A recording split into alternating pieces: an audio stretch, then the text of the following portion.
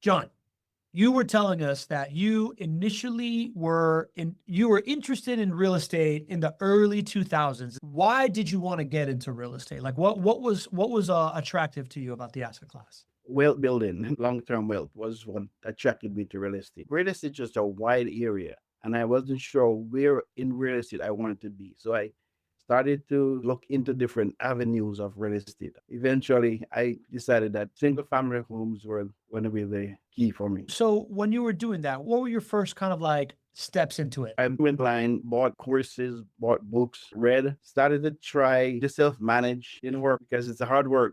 The mistake I made was I went way out of town, Harrisburg, Pennsylvania. Thought I could have done it and self-managed, but it didn't work very well. And I realized I didn't have enough knowledge to invest in real estate, and I didn't have a team that was going to work with me to get it done. And I've heard you said it over and over, Greg, that a lot of times we try to find the property and then find the team. But then if you find the team and then the property, it makes more sense because you have the support system in place that's going to help you to succeed. So the thing I learned from JWB about the cycle is I wasn't looking at it in terms of the market cycle. I was just jumping in trying to make cash flow. Because in my mind, I'm thinking cash flow is what does it. But then I learned from being on the podcast that there are 5 market profit centers. And when I started to understand the profit center, then it makes sense that it's not just the cash flow, but it's what you do over the cycle with the profit centers. I really started listening to you guys in 2024. I tuned into the program week after week, month after month. I was there just listening and learning and being in the community. I hear people who were using the system being successful and accomplishing their objectives and their goals. They got to the point where I said, let me try.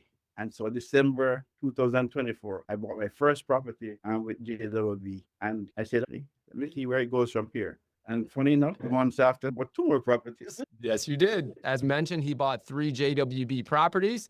He has his first one on Myrtle Avenue, his second one on 6th Street West, and his third one on Hartridge Street.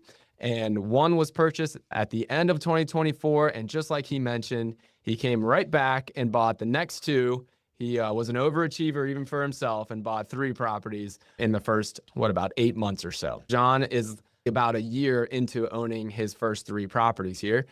And John has generated almost $18,000 in his first year. So John, what's the goal now? Like, explain to me how you think of this idea that 5 profit centers, how they will affect your life. Like, what is the ultimate like goal of what you're building to these days? The goal basically is to get about the property. I'm gonna look at ways how I can pass this on to my kids, least tax burden, and at least way of causing a stress on them. I don't really need the money to live, but I want to build it so that their lives can be better off. Because I realized real estate was the only way to build true lasting wealth that it would pass on to the next generation. It's funny, when I got involved with JWB, I said to my eldest son, your dad has finally made a decision to be a real estate investor. I'm 64-year-old. And what encouraged me when I heard the other members of the community talk about their journey and their goals and their vision, I said, well, it's not too late. I said to my son, there's a proverb that says, when do you plant a tree? And he said, I don't know, Dad. I said, it is said 20 years ago. I said, when is the next best time to plant a tree? I might not have reaped the benefits of planting a tree 20 years ago, but if I plant a tree today, 5 years, 10 years, I might not reap all the benefits of a tree. But I reap some. I might not reap the full benefit of what I'm doing with JWB, but I'm planting the seed so you guys can reap the benefit. I want to leave a legacy for you guys. How special is that? That is so special, John. Thanks for sharing that. It's really something that our community cares a lot about, to be able to not just make the money that we can make in real estate, but to teach lessons to our kids and our grandkids. I can absolutely relate to you as well, John, especially with my kids, one day maybe grandkids. But yeah, it can mean so much more than the dollars and cents. And that's usually what motivates us to get through the tough times. I would imagine you probably envisioned that moment where you could look your son in the eye and say, you know what, I'm a real estate investor. You still had that in your head and in your heart as you were in 1991 coming from Jamaica, and you had that property that didn't go so well. And then as you ran into the challenges in Harrisburg, you never let that dream die. So really proud of you, buddy. Thank you. Thank you.